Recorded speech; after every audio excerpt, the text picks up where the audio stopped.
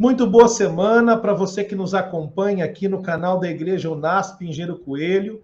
É um privilégio estarmos juntos para mais um estudo da lição da Escola Sabatina, ou o nosso guia de estudos da Bíblia, que semana após semana nós utilizamos para nos direcionar a um estudo mais pontual da palavra de Deus. A cada trimestre temos o estudo de um tema ou então de um livro da Bíblia. E neste trimestre, como você já sabe, já está conosco aqui há 2 semanas, essa é a terceira semana, estamos tratando do livro de Hebreus, Mensagens para os Últimos Dias. É um privilégio estarmos juntos mais uma vez e eu tenho certeza que esta semana, como tem sido até aqui, você será grandemente abençoado pelo Eterno, pela palavra dele, pelo poder dele e pela transformação que só vem da palavra dele. Muito obrigado por você nos acompanhar aqui na igreja do Unasp Engenheiro Coelho. Um grande abraço a você, em nome dos pastores da igreja, o pastor Henrique Gonçalves, o pastor Edmur Carvalho. Eu sou o pastor Júlio Ribeiro e sou responsável, então, pelo Ministério da Escola Sabatina. E para mim é uma grande responsabilidade, mas é um privilégio também estar com você a cada semana. E você percebeu que temos novidades, estamos trabalhando com uma lição da Escola Sabatina mais inclusiva, para você que de repente só nos ouve, que tem deficiência visual ou baixa visão, e para você também que não nos ouve, que tem uma deficiência auditiva, que é surdo, você pode agora também acompanhar através da interpretação em Libras. Eu já quero agradecer de modo muito especial ao professor Vilmar, professor da Educação Adventista lá em Mogi das Cruzes, que tem nos acompanhado, tem trazido a interpretação em Libras. Eu tenho certeza que tem sido uma bênção para você.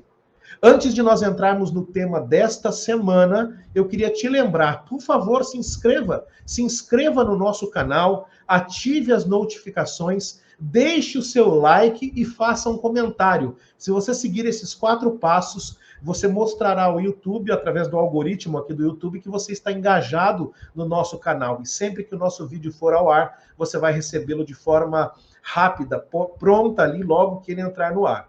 Eu tenho 2 convidados especiais, eu vou apresentá-los daqui a pouco, mas antes eu gostaria de lembrar a você que a cada semana, como nós falamos semana passada, nós estaremos sorteando. Eu já trago essa informação ao pastor Adriane Milha, ao pastor Vinícius. A cada semana estaremos sorteando um livro, que é o livro auxiliar da lição da Escola Sabatina, esse livro chamado Carta aos Hebreus, o autor da fé, do pastor doutor Félix Cortez, que é um livro preparado para você que estuda a lição da Escola Sabatina, estudar também o capítulo da semana. São 13 capítulos. Por exemplo, o capítulo desta semana se chama Jesus, o Filho Prometido, que é exatamente o tema que vamos estudar aqui, a lição de número 3. Portanto, siga as nossas redes sociais, você vai vê-las ao longo da lição, e todos que estiverem inscritos, que tiverem ativado as notificações, deixarem comentário, que tiverem dado um like e seguir as nossas redes, vão concorrer a este livro. Serão 13 livros ao longo deste trimestre, você vai receber na tua casa gratuitamente, se for sorteado. Eu quero chamar aqui primeiro convidado desta noite, é o pastor Adriane Milli. O pastor Adriane Milli é um velho conhecido nosso, porque ele tem colaborado muito com as lições da Escola Sabatina. E eu não poderia deixar de trazê-lo, visto que o pastor Adriane Milli talvez hoje, eu digo talvez, porque eu vou falar já entendendo a humildade dele, mas certamente é uma das maiores autoridades em Hebreus na Igreja Adventista do Sétimo Dia. Pastor Adriane Milli, ele ministra a doutrina do santuário e outras disciplinas da área da teologia sistemática aqui no Seminário Adventista Latino-Americano de Teologia no UNASP. Pastor Adriane Milli também é coordenador acadêmico do curso. A tese doutoral do pastor e doutor Adriane Milli se tornou um livro que fala sobre o sacerdócio, não é? Ele pode comentar mais, que hoje está disponível no mercado teológico americano. Portanto, ele só tem essa carinha de novo, mas já é bastante rodado. Eu brinco com o pastor Adriane que, se nós não o conhecêssemos quando o vimos aqui no seminário, nos corredores, nós pensaríamos que é mais um aluno. Mas, pastor, muito obrigado por estar conosco. Eu sei que o senhor ama Hebreus, o senhor escreveu, estudou e ainda faz isso. Fala um pouquinho da sua dissertação, do que ela fala, e se quiser também fazer algo que eu vou fazer agora, na sequência, que nós chamamos de autodescrição.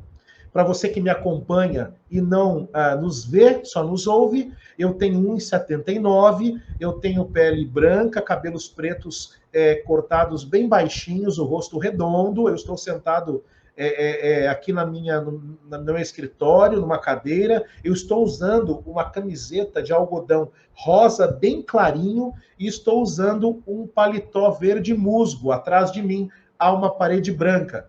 Pois é, pastor Adriano e pastor Vinícius, agora nós temos a autodescrição para os nossos irmãos cegos e de baixa visão. Mas, pastor, o senhor pode se autodescrever e também falar um pouco da sua dissertação e da sua tese doutoral e dar boas-vindas aí aos amigos que nos acompanham.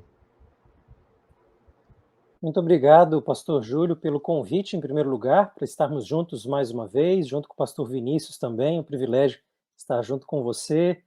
Já somos conhecidos aqui no contexto do NASP, né, na Faculdade de Teologia, mas estamos felizes de podermos ajudar a Igreja do NASP e também a todos aqueles que nos acompanham no estudo da Palavra de Deus. Então, para mim é um privilégio muito grande, me sinto feliz, especialmente com a lição de Hebreus, um livro tão especial, uma epístola tão poderosa que fala não apenas a nossa mente, mas também o nosso coração, e estou muito à vontade para poder conversar, para nós traçarmos algumas ideias, né?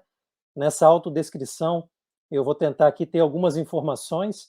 Eu tenho beirando 1,70, estou com uma camisa azul, eu tenho olhos castanhos, cabelo castanho escuro também, e estou sentado olhando aqui para a tela com o meu fone de ouvidos, e quero cumprimentar todos aqueles que estão conosco nesse momento, né? Nos acompanhando, seja qual a sua situação, é um privilégio ter você conosco para estarmos estudando a Palavra de Deus. Como o pastor Júlio falou, eu tive a oportunidade de estudar o livro de Hebreus, não de maneira completa, mas com foco. Lógico que a gente estuda o livro de maneira ampla, mas o foco é o sacerdócio de Cristo. Mas para isso a gente precisa entender um pouco da estrutura do livro, né? Tudo aquilo que ele está trazendo, desenvolvendo, e a gente observa que na literatura teológica cristã há uma ênfase muito grande na obra de Cristo e na sua pessoa. Quando se trata da cruz, né? Da cruz de Cristo, seu sacrifício por nós. Isso é um tema realmente muito importante na Bíblia, em especial na Epístola aos Hebreus, mas a Epístola traz para nós um elemento ainda mais saliente, ela enfatiza ainda mais o aspecto celestial da obra de Cristo, é o Cristo presente, é o Cristo contemporâneo, o que ele está fazendo por nós e também está fazendo diante de Deus, né, no contexto do santuário celestial.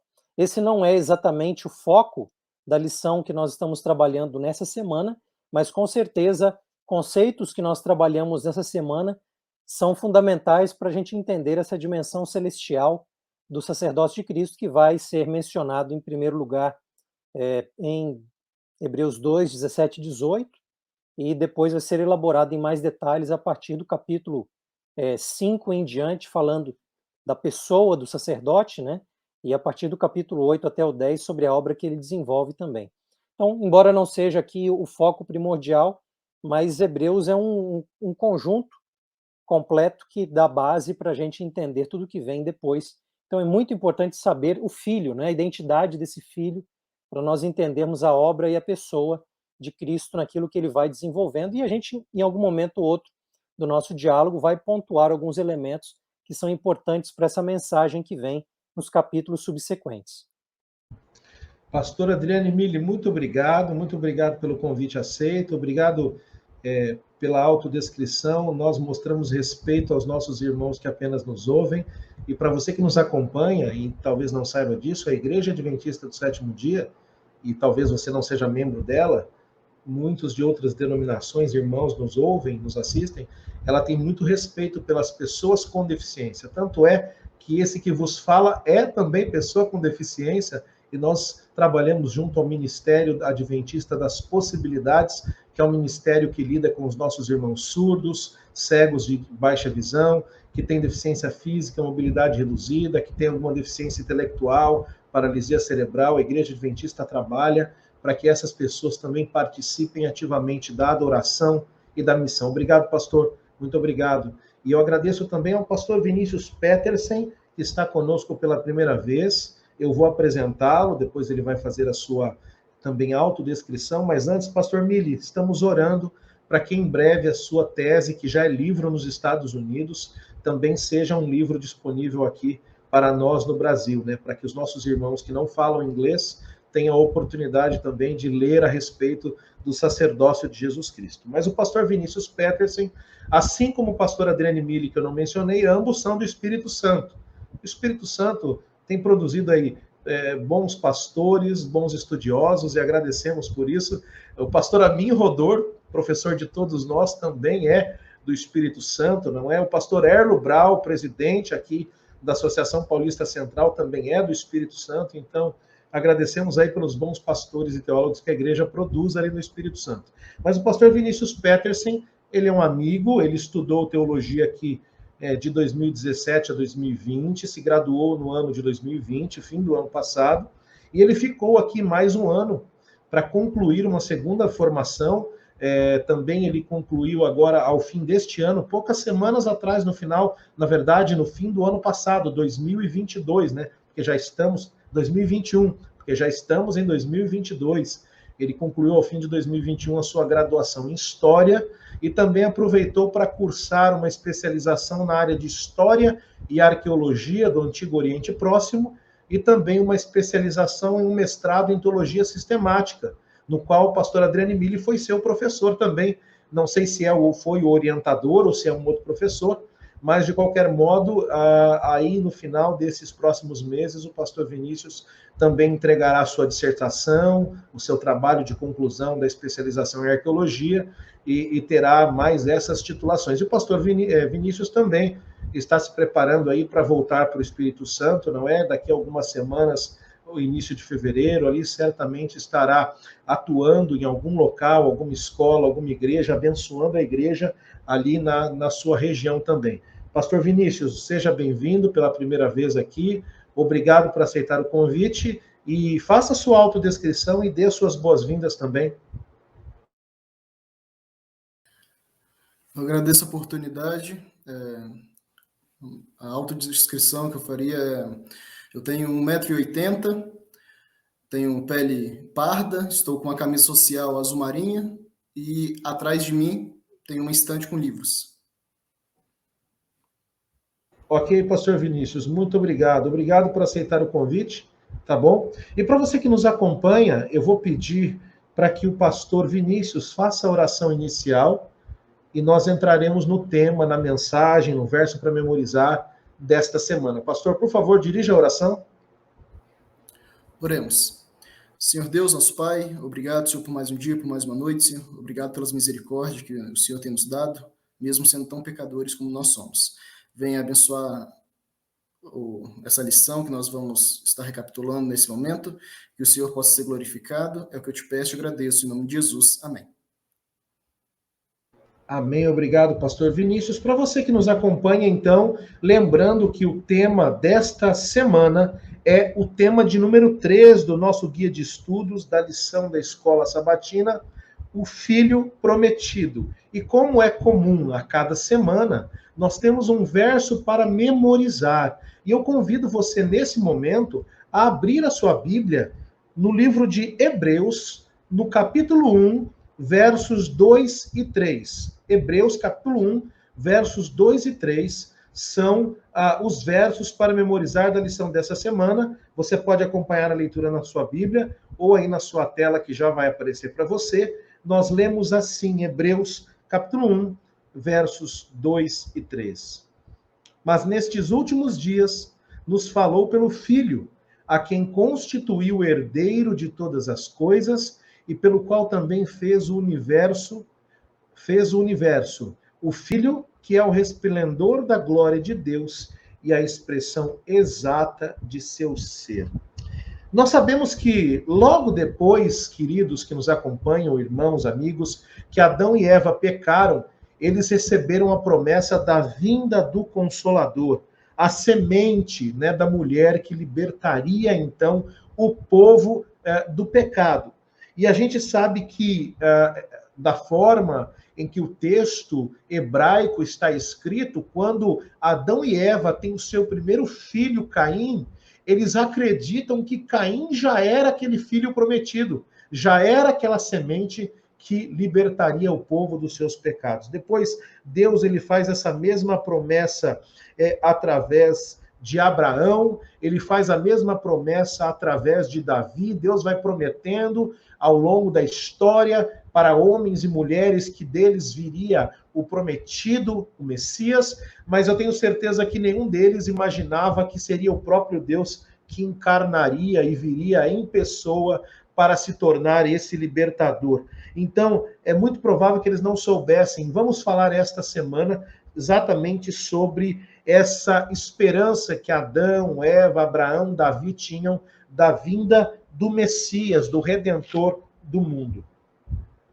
A lição de domingo, pastor Adriane Mille, vem falando um pouco sobre como Paulo acreditava, e o senhor vai poder nos dizer um pouco melhor por que ele acreditava nisso, mas parece que Paulo acreditava já estar vivendo ali nos últimos dias.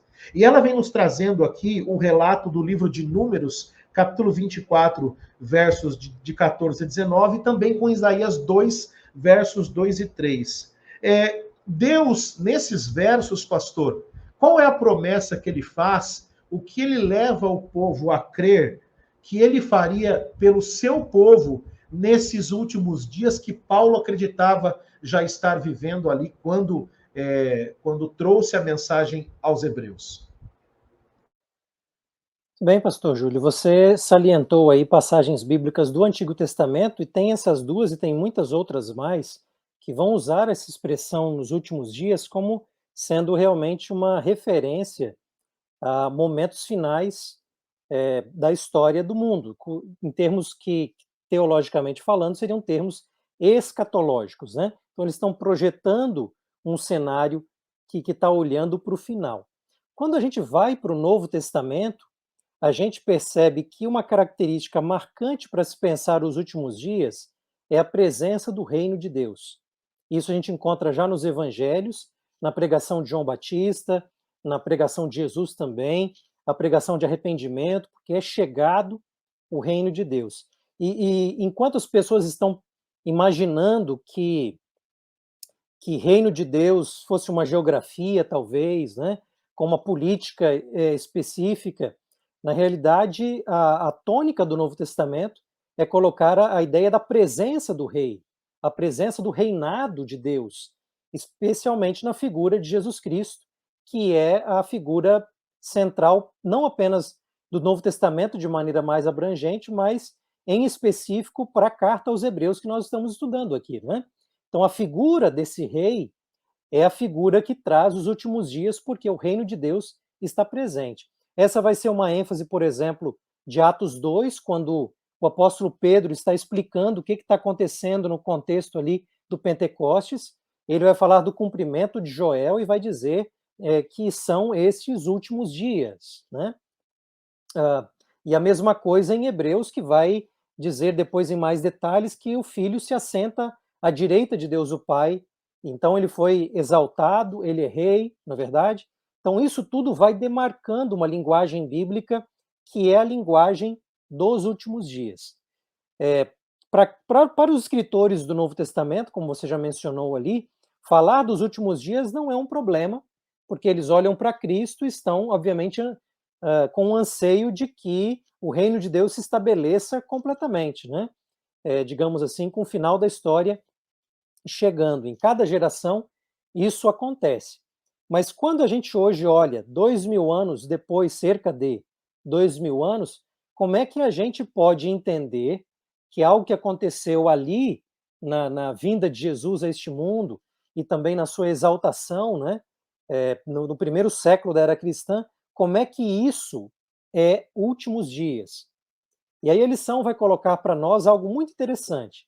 Ela vai diferenciar a ideia dos últimos dias, que é a época de Jesus, desde a época de Jesus, né, quando ele morre, ascende aos céus e se assenta à direita de Deus o Pai. O reino está sendo estabelecido.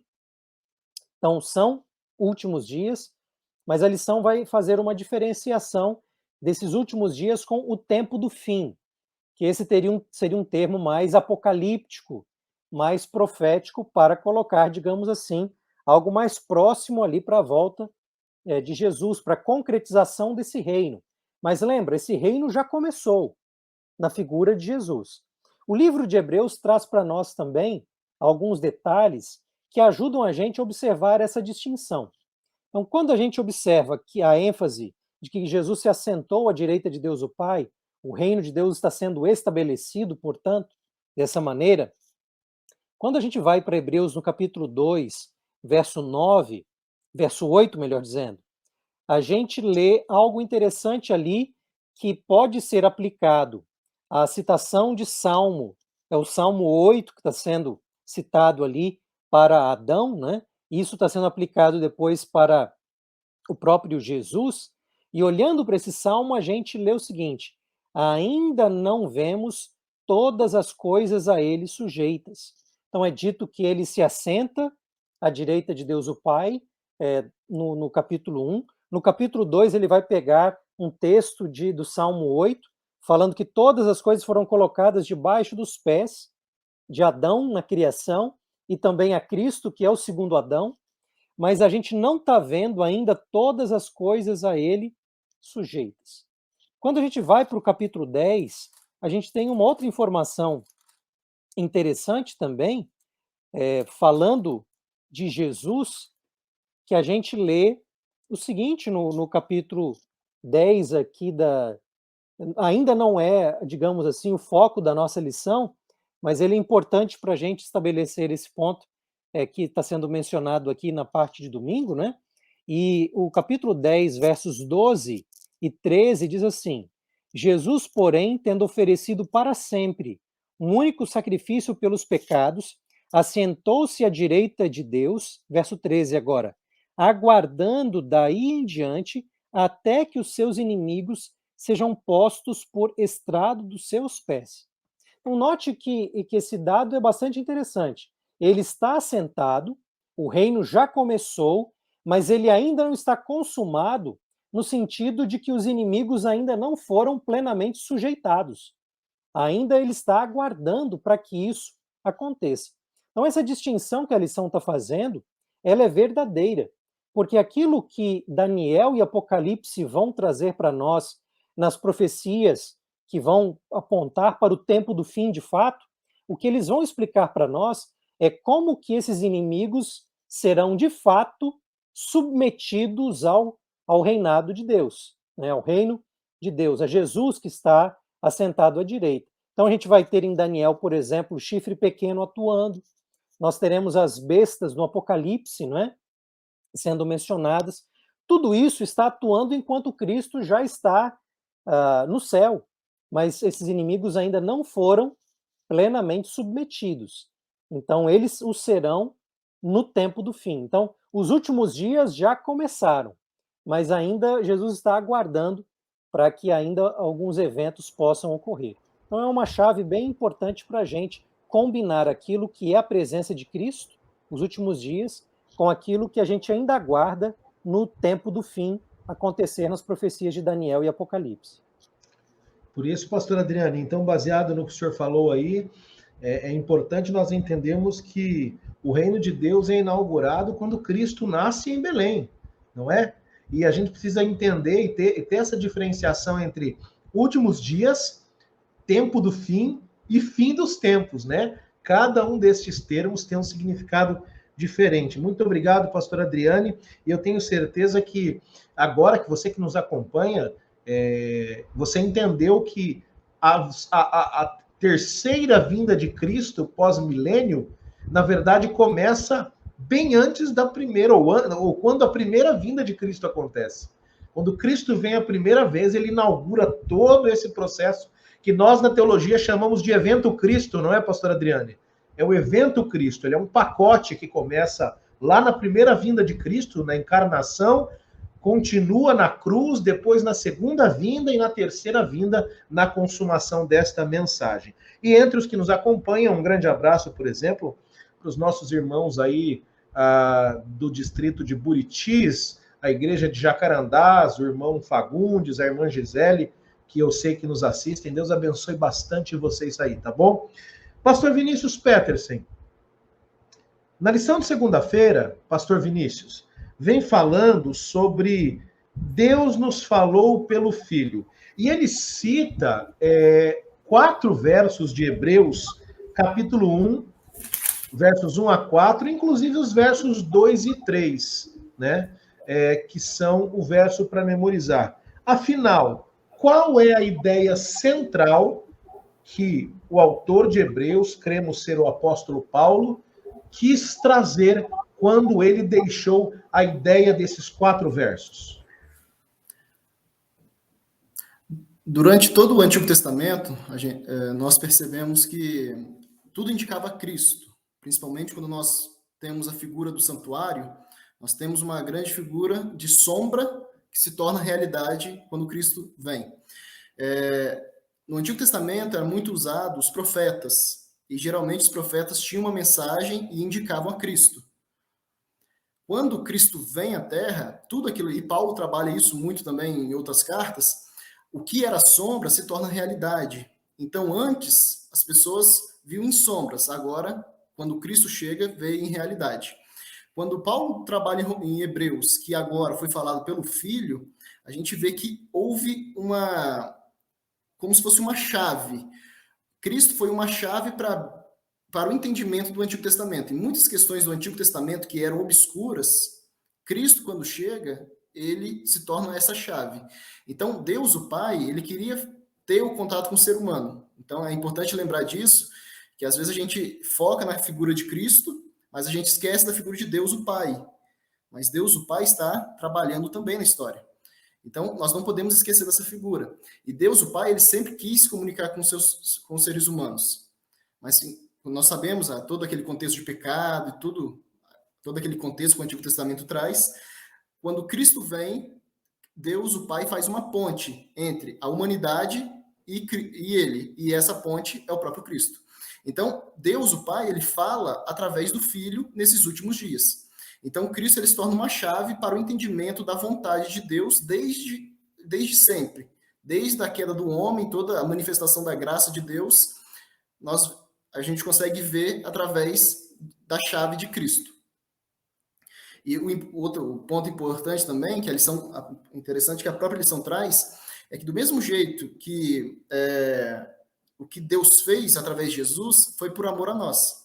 Então nós não podemos esquecer dessa figura do Deus amoroso. É comum nós associarmos o amor a Cristo por ter morrido na cruz, mas às vezes nós esquecemos do amor a Deus, o amor de Deus que entregou seu próprio Filho também e fez essa reconciliação entre a humanidade e ele. Muito bem, pastor Vinícius, obrigado por essa explanação. Eu gosto de pensar sempre nesses versos aqui, pastor Adriane e pastor Vinícius, a respeito de que hoje Deus nos fala, ou nos falou pelo Filho. É como se o Senhor Jesus ele se tornasse um megafone, um amplificador. Eu gosto dessa analogia, que quando nós, que apresenta a ideia de que quando nós ouvimos agora Deus falando pelo Filho, são todas aquelas mensagens do Antigo Testamento, mas com uma potência muito maior, né? Essa mensagem do Antigo Testamento, ela é amplificada. Eu gostei também deste termo que o pastor Vinícius trouxe. Cristo é uma chave que abre, desvenda coisas que até então estavam obscuras, ocultas, ou que não eram muito bem compreendidas, né? É preciso ter cuidado com esse termo, usar Jesus como chave hermenêutica, porque hoje se usa muito esse termo de modo equivocado, porém, não podemos deixar de dizer que, em termos práticos e finais, Cristo é realmente uma chave que abre o entendimento, não só para teologia sistemática, como para a área da missiologia, a teologia histórica, a teologia bíblica, todos os eventos passados e futuros para você que nos acompanha, ganham muito mais significado a partir do momento que Deus fala ao mundo através do Filho. A lição de terça-feira, pastora Adriane Mille, vem trazendo como título que ele é o resplendor da glória de Deus. E ainda falando de Hebreus, capítulo 1, versos de 2 a 4 agora, já que o foco do pastor Vinícius foi mais no verso 1, e agora o senhor pode continuar o pensamento aqui, o que é exatamente o ensinamento trazido a respeito de ser Jesus a expressão exata do ser e do caráter de Deus, de ser, na verdade, de ser o resplendor da glória de Deus. E esse texto tem alguma ligação com livros do Antigo Testamento que também nos ajudam a entender o que é ser o resplendor da glória de Deus? O livro de Hebreus, ele quando trata de Jesus, muito curioso isso na epístola, é que ela vai ter afirmações, digamos assim, profundas sobre a divindade de Cristo e profundas sobre a humanidade de Cristo. É difícil a gente encontrar um livro na Bíblia que consegue ir tão longe nessas duas direções ao mesmo tempo. É lógico que aqui o foco da glória vai estar na divindade, mas ela está muito associada à humanidade também. A Hebreus vai falar que ele é feito semelhante aos irmãos em todas as coisas, com exceção do pecado, e em todas as coisas vai ser ali até ao sofrimento da cruz e a obediência. Assim, são declarações muito fortes sobre a humanidade de Jesus. Mas no início existem declarações também muito fortes sobre a sua divindade. Falar que ele é, aqui, não é, no caso que você colocou, o resplendor da glória de Deus, e a expressão exata do seu ser. Veja, uma expressão exata do ser é uma das maneiras mais fortes de falar sobre a plena divindade de Jesus. Não é uma visão, digamos, grega, uma visão politeísta, né? De uma ideia de uma aproximação de Deus. Não, é expressão exata, é Deus na sua forma plena. Então, isso é uma afirmação muito forte, e a Bíblia, quando vai falar de Deus, a maneira mais profunda que ele tem de falar de Deus é falar da sua glória. Quando a gente pensa nos tempos do Antigo Testamento, quando Deus vai se fazer presente no santuário que está sendo inaugurado, e ele vai se fazer presente de maneira tão, tão forte, tão intensa, que ninguém pode ficar lá dentro, todo mundo tem que sair. A gente vê isso na inauguração, tanto na época de Moisés, quanto na época de Salomão também. A ideia a ser colocada ali é que a glória de Deus encheu tudo aquilo ali. Então, falar da presença de Deus de maneira plena é falar da sua glória. Então, se Cristo é o resplendor da glória de Deus, uma expressão exata do ser, ele é a presença de Deus de maneira plena, né? Então, esse é um elemento assim muito interessante. É claro que por ocasião da encarnação, essa glória de Deus será velada. Essa é uma ideia bastante interessante. Jesus, por meio da sua encarnação, não vai deixar de ser Deus, mas a sua glória será velada. Ele não vai perder atributos, mas essa glória vai ser velada. A gente já vê isso ocorrendo já no Antigo Testamento, quando Deus se revela ao ser humano, ele se revela de algum modo em que a sua glória está sendo atenuada ali. Que o próprio Deus vai dizer ali para Moisés que ele não pode vê-lo, porque senão ele vai morrer. Então Moisés vai ver ali a sua glória passando.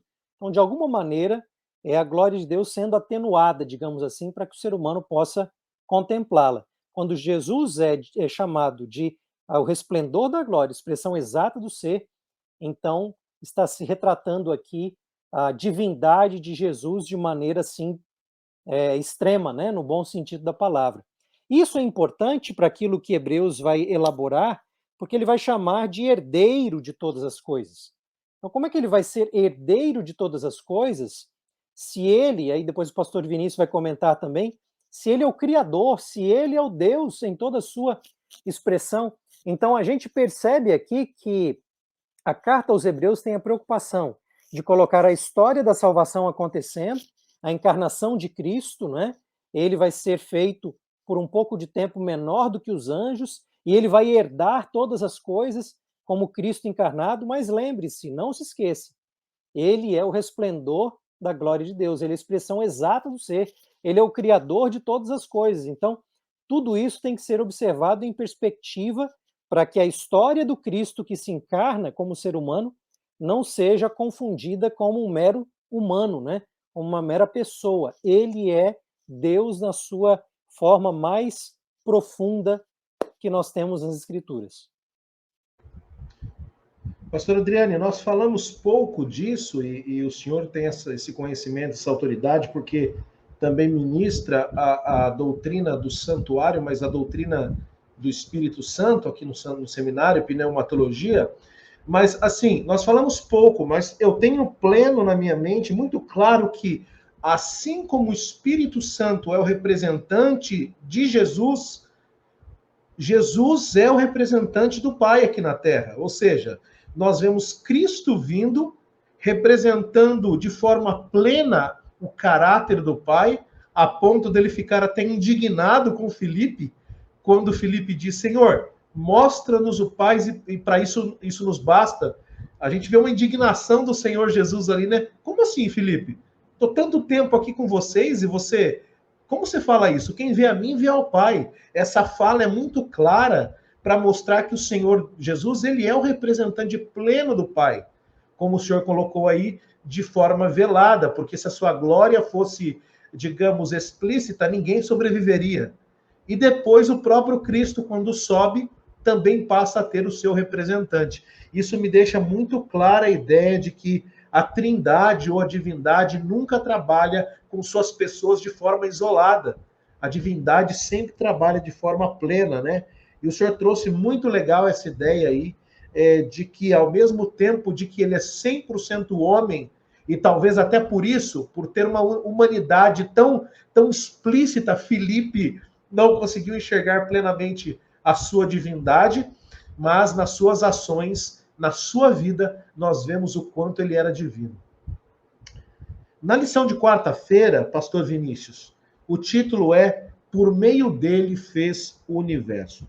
Hebreus afirma que foi através ou por meio de Jesus que o universo foi criado. Quando nós vamos para o Evangelho de João, lá é dito que no princípio era a palavra estava com Deus, a palavra era Deus, tudo que fez foi feito por ele, e nada do que foi feito sem ele seria feito. E quando nós retornamos também lá para o livro de Gênesis, capítulo 1, verso 1, onde nós conhecemos a famosa expressão hebraica, Bereshit bara Elohim et hashamayim ve'et haaretz. No princípio criou Deus os céus e a terra. Mas ali também pode ser traduzido que através do princípio, por meio do princípio. E Jesus é chamado no Novo Testamento de arcanjo ou arque, o primeiro, e essa palavra tem uma referência ali na Bíblia hebraica, escrita em grego, na Septuaginta, com o termo reshit no princípio.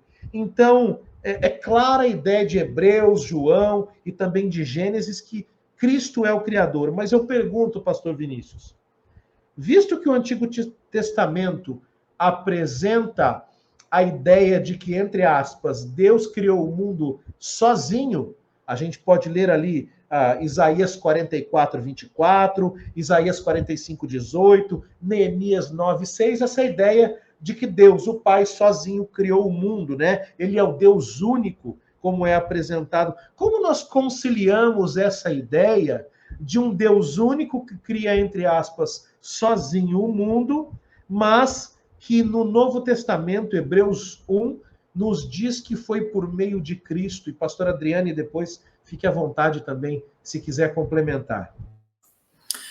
Talvez a maior dificuldade seja entender a questão de como um Deus criou, sendo que nós temos a impressão que não é apenas Deus o Pai que existe, mas também Deus o Filho e também Deus o Espírito Santo. E aí alguns até sugerem que sejam 3 deuses, mas na verdade não. É um único Deus. Nós acreditamos em um único Deus.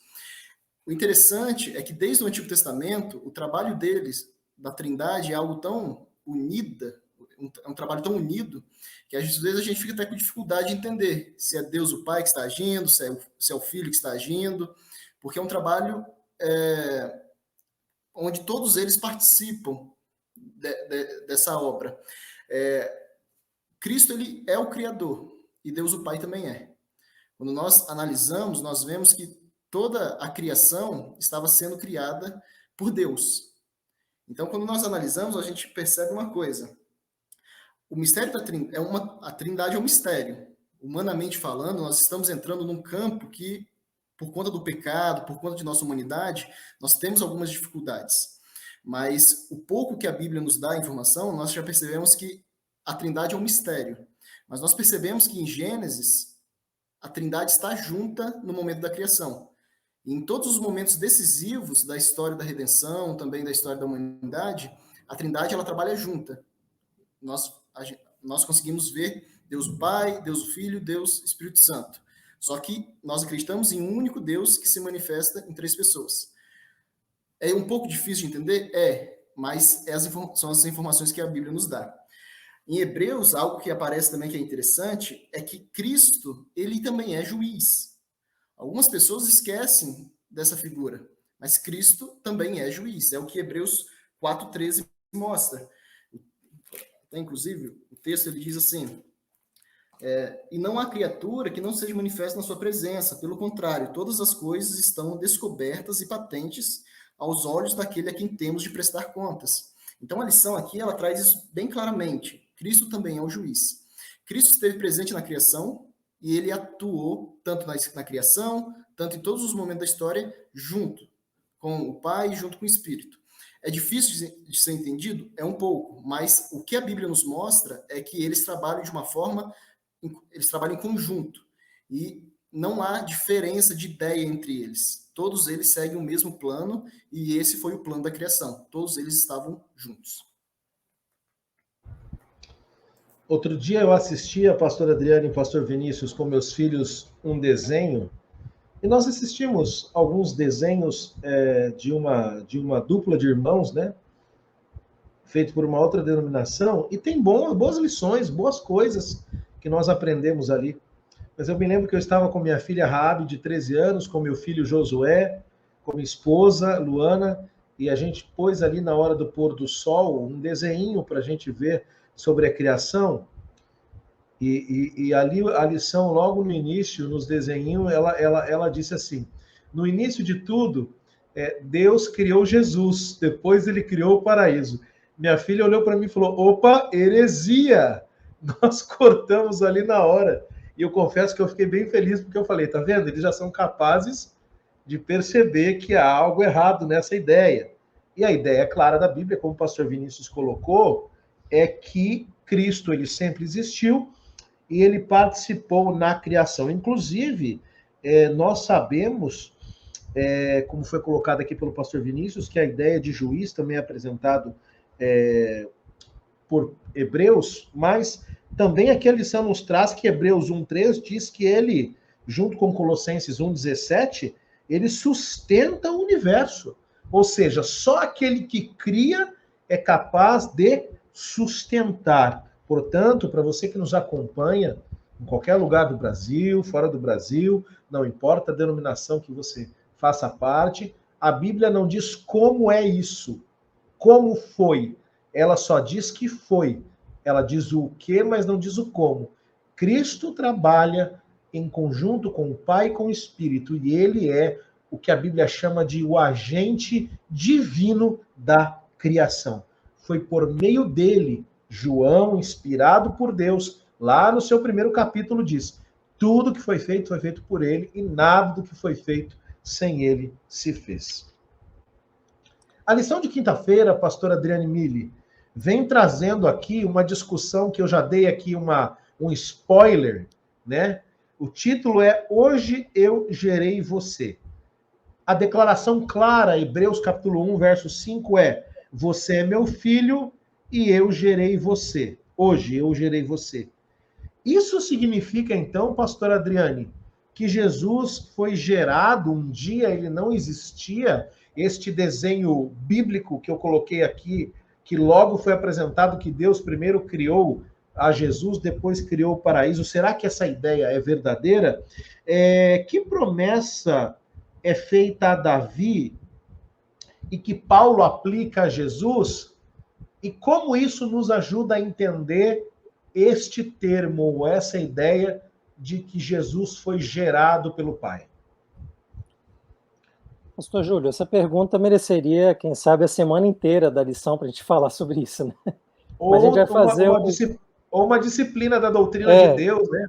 Exatamente. Mas a gente vai tentar fazer o nosso melhor aqui no nosso diálogo para resumir, não porque não tenha resposta, mas é porque são muitas informações que já se conectam com o que o pastor Vinícius e você já colocaram sobre Jesus. Eu acho que uma das maneiras para a gente começar o meu resumo daquilo que eu vou tentar sintetizar aqui é que na nossa mente, eu vou colocar na nossa mente não no sentido do que nós cristãos pensamos quando estudamos a Bíblia. Eu falo assim, a mente contemporânea, secular, muito influenciada pelo pensamento politeísta e grego, essa é uma mente que pensa muito em divindade em termos de gradações. Um é mais Deus do que o outro.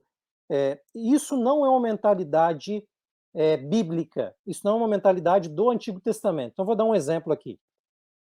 Para um crente do Antigo Testamento, onde o monoteísmo é colocado de uma maneira muito forte, muito clara, a um só Deus, não existe Deus maior ou Deus menor, tem Deus. Então, se alguém se identifica como Deus, ele se identifica de maneira plena como Deus. Então, pare e pensa um pouquinho nesse quadro, para a gente ler, eu não vou ler aqui, eu vou só mencionar. Quando a gente lê os evangelhos, por exemplo, e os líderes judaicos observam Jesus fazendo afirmações de sua divindade. Então, dependendo das afirmações que Jesus faz, e na maioria delas isso acontece, o pessoal não vai pensar assim, ele está se colocando como filho, então ele é um Deus menor, então está tudo bem. Protegeu a figura do Deus maior, que é o Pai, está tudo certo. Não. Eles vão tentar apedrejar Jesus, eles vão acusá-lo de blasfêmia, porque ele está se fazendo igual a Deus. Então, eu costumo brincar nas aulas, ou nos diálogos com a igreja, que a visão de divindade bíblica é igual mulher grávida. Não tem mais ou menos grávida. Ou é plenamente grávida, ou não está grávida. Então, eu estou usando assim esse exemplo só para a gente visualizar que quando Jesus chama para si a identidade de Deus, aquele que tem a mentalidade bíblica do Antigo Testamento está entendendo que ele é Deus de maneira plena, ele se faz igual a Deus. E por isso ele ou a pessoa crê que ele é plenamente Deus, ou vai acusá-lo de blasfêmia. Mas não existe hierarquia, não existe maior, menor, e como se tem às vezes hoje. Esse é um pensamento pagão, se eu puder colocar de maneira mais clara. No pensamento bíblico, se você se identifica como Deus, você é divino, e ponto final. Não tem gradação, né? E daí fica mais claro para a gente o que está acontecendo quando os judeus, líderes judaicos, querem matar Jesus. Isso é blasfêmia, né? Não uma hierarquia de Deus maior ou Deus menor. Então, por que eu estou dizendo isso? É porque quando a gente encontra na Bíblia a figura de Deus, Deus ele tem mais importante para o pensamento bíblico do que tentar explicar a natureza de Deus é tentar identificá-lo com algumas funções que só pertencem a Deus. Então, uma delas, o pastor Vinícius já mencionou, é a figura de juiz. Na Bíblia, só Deus pode julgar. E quando Jesus é identificado como juiz, então isso já é uma aplicação, digamos assim, divina, né? É claro que depois o Novo Testamento vai ampliar um pouco o conceito e vai dizer que nós participaremos também, nós julgaremos e tal, mas isso está bem claro, isso não deve ser confundido com a ideia de que nós estamos sendo divinizados, estamos apenas participando naquilo que é algo apenas de Deus, né? Então, por exemplo, a criação é outra característica bíblica que é exclusiva de Deus.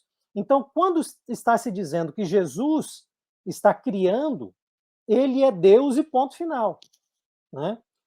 Alguns podem entender, e a lição coloca muito bem isso na própria lição de quarta-feira, alguns podem entender que por meio de Jesus foi criado, esse por meio de pode dar a ideia de que ele seria menor do que Deus Pai, mas a lição vai colocar, olha, no capítulo 2, verso 10 de Hebreus, fala do Pai, porque convinha que Deus, e aqui é referência ao Pai, por causa de quem e por meio de quem todas as coisas existem. E aí depois ele vai falar de coisas que ele fez com o Filho. Então, ao Pai está sendo usada a linguagem de por meio de.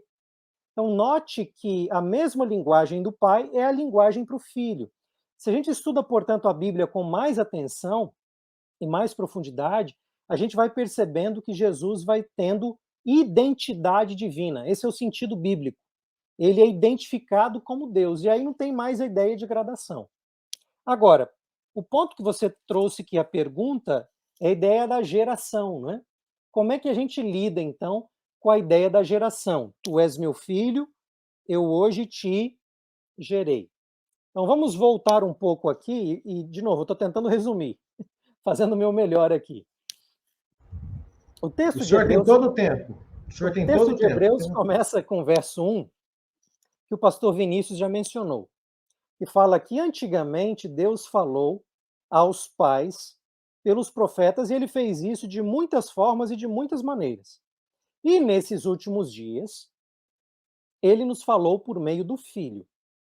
Então, vamos fazer uma pausa aqui e já entender que uma das principais lições da carta aos Hebreus é de que Deus fala. Isso soa simples, mas tem várias repercussões, várias implicações. Quando a gente olha essa distinção entre falou de muitas maneiras, em várias vezes, pelos profetas, e falou de uma maneira única, singular, distinta pelo Filho, dá a impressão que aquilo que Deus vai falar por meio do Filho é diferente daquilo que ele falou por meio dos profetas. Dá essa impressão, porque o Filho precisa trazer alguma novidade, né? Bom, quando a gente começa a ler a carta aos Hebreus, a gente vai perceber o seguinte: se Deus fala por meio do Filho, então o Filho na carta parece que vai falar o tempo todo. Porque ele falando vai ser Deus falando por meio dele. Essa impressão não se confirma. A gente não vê Jesus falando muito na carta aos Hebreus. Ele não tem muitos ensinamentos, como nos evangelhos, né? A gente vai ver ele falando de maneira mais específica 2 vezes. Uma vez é no capítulo 2, quando ele vai dizer, é colocado nos lábios dele, né, ele vai falar coisas do Antigo Testamento, chamando ali aos meus irmãos, declararei o teu nome, no meio da congregação, eu estou lendo capítulo 2, verso 12, e nele porei minha confiança, verso 13, eis que estou aqui, e os filhos que Deus me deu. Então, Jesus está dizendo algumas coisas. Curioso que o que ele está falando são coisas que os profetas falaram. Ou seja, naquela fórmula inicial do primeiro verso, o que Deus fala por meio do Filho, a gente ouve o Filho falando, não é diferente daquilo que os profetas falaram. Jesus está falando coisas que os profetas já falaram.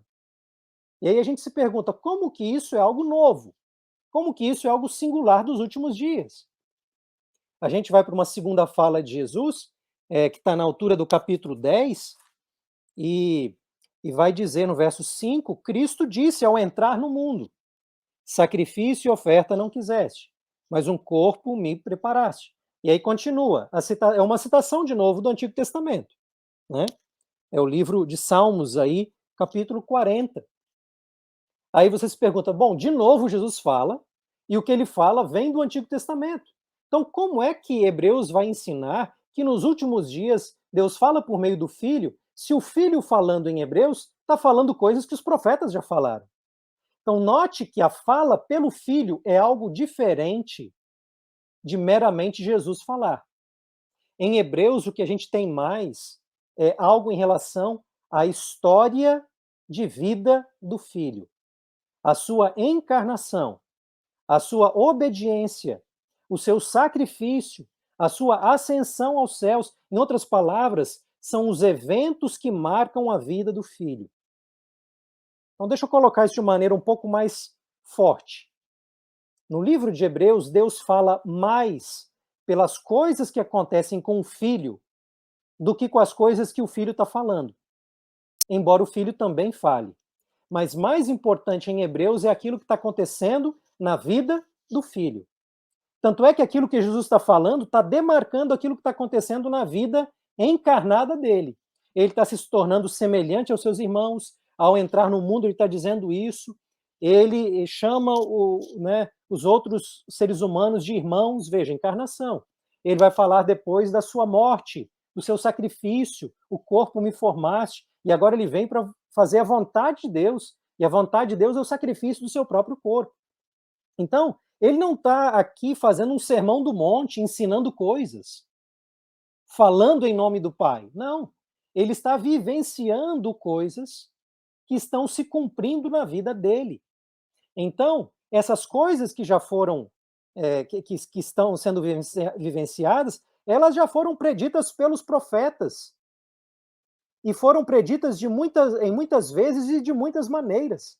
Mas agora, por meio do Filho, a gente vê o cumprimento pleno dessas coisas. É na realidade da vida do Filho que nós vemos Deus falando. Percebe? E aquilo que foi colocado no Antigo Testamento, nos Salmos, que Jesus agora está falando, essas coisas se tornam muito mais reais do que aquilo que foi dito na época dos Salmos. Agora sim nós temos cumprimento. Então, por que eu fiz essa volta toda, pastor Júlio e pastor Vinícius? É porque quando a gente vai para a fala, tu és meu filho, hoje te gerei, essa é uma fala de Deus. E é uma fala de Deus já dada no Antigo Testamento, que é sobre o filho. Ou seja, é algo que acontece com o filho. Na história do filho, essas coisas estão se cumprindo de verdade. E o curioso é que, mais uma curiosidade aqui, o Novo Testamento em geral, quando ele utiliza fórmulas para citar o Antigo Testamento, ele normalmente vai dizer assim, está escrito. Hebreus não usa essa fórmula em geral. Em Hebreus a fórmula é Deus falou. Por quê? Porque ele vai falar essas coisas no contexto do cumprimento da época do filho. Está trazendo algo contemporâneo ao filho. Não é apenas algo que foi escrito no passado, é algo que Deus está cumprindo, está falando na vida do filho. Isso é muito importante, muito interessante, porque a fala de Deus tem poder de fazer coisas acontecerem. Isso já é colocado na teologia da criação, né? Deus falou e tudo aconteceu. E agora, o que Deus está falando é aquilo que está acontecendo. É a linguagem que os estudiosos colocam de performativa. Por meio da palavra, coisas estão acontecendo. Então, quando a gente vai para o verso 5, tem coisas acontecendo aqui. E essas coisas acontecendo dizem respeito a Jesus, no verso anterior, se assentando à direita de Deus o Pai, na majestade, não é? E tornando superior aos anjos, porque lembra, ele foi feito menor que os anjos na história da encarnação. Mas lembra que ele é o criador de todas as coisas. Lembra que ele é a expressão exata do ser de Deus, ele é o resplendor da sua glória. Então, a gente tem que fazer uma diferenciação entre a divindade de Jesus e a história de Jesus, do Cristo encarnado. E é na história do Cristo encarnado que Deus vai dizer, tu és meu filho, hoje te gerei. Isso é uma cadeia de citações do Antigo Testamento, que começa no verso 5 e vai terminar no verso 13. E você vai perceber, se você vai para as citações em si, todos os textos dessa cadeia no Antigo Testamento estão focados num conceito primordial, que é o conceito de reinado davídico. A gente encontra isso no primeiro texto, que é Salmo 2:7, tu és meu filho, hoje te gerei. Você vai lá para o capítulo 2 e fala e vê Deus estabelecendo o seu rei. É um salmo da coroação davídica. Ele está estabelecendo o rei, e a linguagem de estabelecimento do rei é a linguagem de geração. Você vai para o segundo texto, eu lhe serei por pai e ele me será por filho. É a aliança davídica, segundo Samuel 7,14, colocando ali o filho de Davi, que por ocasião de assumir o trono vai ser feito filho de Deus. Então, note, a linguagem não é ontológica de alguém nascendo. A linguagem é régia, é linguagem de coroação. Está se tornando filho no sentido de ser introduzido como rei. E vai ter aqui no verso 6 a ideia de primogênito. Você vai para o Salmo 89 e você vai ver lá Deus estabelecendo o seu primogênito como o maior dos reis da terra. Então, é uma linguagem, né, que a gente tem de reinado. Jesus está ascendendo aos céus e, portanto, sendo colocado à direita de Deus o Pai. Algo está se cumprindo aqui, Deus está falando algo. Ele está estabelecendo inicialmente o seu reino. Os últimos dias estão chegando, né? Como a gente já colocou lá no início. Deus está falando essas coisas e esses eventos estão se cumprindo na história do Filho. Assenta-te à minha direita, até que eu ponha os teus inimigos como estrado dos seus pés. A história vai continuar em Hebreus, mas nisso que a gente tentou resumir aqui, não é? A gente tem Deus falando e eventos acontecendo na história do Cristo encarnado, que se assenta à direita de Deus o Pai, na figura de um segundo Adão, para ser o nosso irmão, o nosso rei e o nosso sacerdote. Isso é um pouco daquilo que Hebreus traz para nós, de um quadro tão belo acerca do Filho. Pastor Adriane, que aula, que síntese, né? Olha só, tremendo.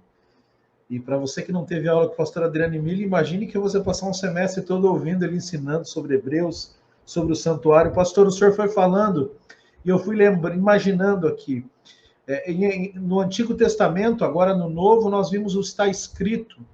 É como se Hebreus estivesse dizendo, está cumprido, está vivido, não é? E não é à toa que Cristo, veja a intertextualidade, não é à toa que Cristo é a palavra encarnada. O que foi falado, o que foi dito, o que está escrito, ele cumpre na sua vida. Muito obrigado, tremenda síntese, trouxe grandes lições para nós agora. E você que nos acompanha, eu tenho certeza que você cresceu grandemente com essa explicação aqui da lição de quinta-feira. Mas a lição de sexta-feira, pastor Vinícius, e nós estamos chegando no final desta lição, eu quero lhe fazer uma pergunta. Ela vem falando sobre o estudo adicional. Basicamente, o que nós perdemos se depois de tudo que ouvimos e vimos, o que nós perdemos se enxergamos o Senhor Jesus como apenas um ser humano que foi crucificado?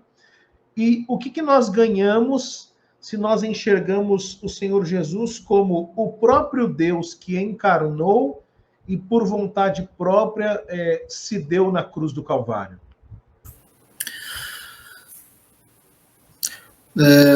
Se Cristo foi apenas um ser humano normal, como todos nós somos, quando ele morreu numa cruz, ele foi apenas um mártir. Ou seja, ele não ressuscita, e Paulo deixa bem claro, se Cristo não ressuscitou, vã é a nossa fé. A ressurreição de Cristo era necessária. Se Cristo não era Deus, se Cristo não era divino, tudo aquilo que ele passou não adiantou de nada. Nós ainda seríamos escravos de Satanás e estaríamos condenados à morte para sempre. Mas foi através de Cristo que nós conseguimos a vitória. Apocalipse, João trabalha isso muito bem, ao falar sobre a entronização de Cristo, depois da sua ascensão ao céu. Nós percebemos que Cristo foi quem abriu esse caminho para que nós pudéssemos chegar até Deus o Pai. Essa reconciliação entre a humanidade pecadora e Deus grandioso só foi feita por meio de Cristo. Se Cristo fosse um ser qualquer, como muitos pensaram, se Cristo fosse um qualquer, nós estaríamos para sempre condenados e nas mãos de Satanás. E quando nós caímos nas mãos de Satanás, nós não temos nem entendimento do que Satanás pode fazer com cada um de nós. Para você que me acompanha até aqui, nós chegamos ao final dessa lição, mas eu queria fazer um resumo básico do que o pastor Vinícius e o pastor Adriane disseram. Ou Cristo era Deus, ou ele era um lunático. Isso mesmo, não há um meio termo. Ou ele era quem exatamente ele dizia ser, Deus encarnado, ou ele era só um maluco, um lunático, que saía dizendo bobagens por aí. Nós cremos que ele era o filho prometido, que um dia havia sido dada essa promessa a Adão, a Eva, a Abraão, a Davi, e que quando nasceu, Simeão e Ana puderam vê-lo no templo, por exemplo, e Simeão disse: Senhor, pode já me permitir que morra, permitir que eu morra, porque os meus olhos viram a salvação. Portanto, creia, Cristo é de verdade esse filho prometido. Ele foi aquele que veio, morreu, ressuscitou e hoje a destra de Deus Pai intercede por nós lá no santuário. Santuário que ele inaugura com a sua ascensão, santuário que ele trabalha até o momento em que inicia o tempo do fim, e santuário que agora, já no lugar santíssimo, ele ministra de forma mais plena. Nós, adventistas, cremos claramente que Cristo, quando ele vai ao céu, ele inaugura todo o santuário, a semelhança do que Arão, do que Moisés fazem no Antigo Testamento com o santuário terrestre. Mas nós cremos que a partir de 1844, ele inicia uma nova fase, agora ministrando no lugar santíssimo em prol de cada um de nós. Pastor Adriane Mille, pastor Vinícius Petersen, eu quero agradecê-los. Muito obrigado por trazerem aqui tantas explanações, né? Pastor Adriane aí já há tanto tempo ensinando Hebreus, o pastor Vinícius iniciando essa caminhada, mas também estudando, cada vez mais se capacitando, que vocês sejam bênção, né? Só uma curiosidade, eu sei que o pastor Vinícius é de Marataízes, e o senhor é de onde, pastor Adriane, no Espírito Santo? O pastor Vinícius é do Sul, eu sou do Norte, Colatina. Colatina, muito bom. Então, um grande abraço aos irmãos de Colatina, um grande abraço aos irmãos de Marataízes e todos os nossos queridos irmãos e amigos da Associação Espírito Santense e da Associação Sul Espírito Santense. Eu mando um abraço especial ao pastor José Newton ali, diretor de Espírito de Profecia também, da Associação Sul Espírito Santense. Mas, pastores, antes de terminarmos aqui, eu quero dar um recadinho, pastor Adriane e pastor Vinícius. Nós falamos no começo, temos falado a cada lição, nós estamos com uma parceria com uma livraria digital, livro7.com, e através dessa parceria nós vamos dar de presente, pastor Adriane, um livro, Carta aos Hebreus, para cada irmão, amigo que nos segue, que se inscreveu, que está comentando, que está deixando seu like. E eu quero começar aqui dizendo que na primeira lição, nós temos aqui como vencedor, como ganhador, o querido irmão Zaqueu Pereira. Zaqueu Pereira sempre deixa seu comentário, ele sempre pede oração ali, ele tem uma impossibilidade de saúde. Portanto, Zaqueu, que Deus te abençoe, mande o seu nome completo para este e-mail que está aparecendo aí, coloque lá no assunto, eu ganhei o livro de Hebreus, tá bom?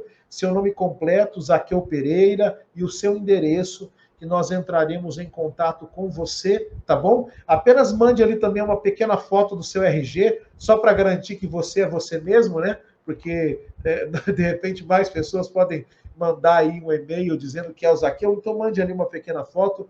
Mas, Zaqueu, que Deus te abençoe, e nós oramos pela sua saúde, pelos seus pedidos ali, tá bom? E para você que não ganhou ainda o seu presente, se inscreva no canal Igreja UNASP EC, também ative as notificações, deixe o seu like e faça um comentário. Quem sabe, na próxima semana que eu anunciarei o vencedor aí da lição número 2, quem sabe não será você, tá bom? Mais uma vez agradeço, pastor Adriane, um grande abraço ao senhor, a professora Ellen, sua esposa, a pequena Sara, a filhinha de vocês. Pastor Vinícius, obrigado. Também um abraço aí para Esther, a sua esposa. Que Deus abençoe vocês grandemente. E depois vocês nos ajudem, compartilhem também os links da Escola Sabatina com os nossos irmãos do Espírito Santo. Eu vou pedir ao pastor Adriane que faça uma oração neste momento, trazendo a bênção sobre nós e sobre todos os nossos irmãos que nos acompanham semana a semana. Vamos orar então? Nosso amado Senhor, quão bom estudarmos a Tua Palavra como amigos e irmãos Obrigado porque nesse período temos estudado a Epístola aos Hebreus e nela encontramos mensagens extraordinárias sobre Jesus Cristo.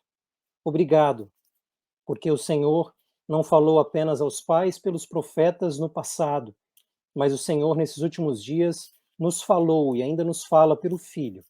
Obrigado pela vida de Jesus, obrigado pelo seu sacrifício, obrigado por o seu trabalho como rei e sacerdote no santuário e no trono celestial. Obrigado porque temos Jesus e que ele seja o nosso Senhor e o nosso Salvador a cada minuto de nossa vida. Para aqueles que oram conosco nesse momento, em algum contexto de sofrimento, dor, indecisão, que Jesus seja a melhor resposta, que Jesus seja o lenitivo, que a grandiosidade de Jesus, sua glória, seu poder se manifestem na vida de cada um de nós. É o que nós oramos no seu precioso nome. Amém.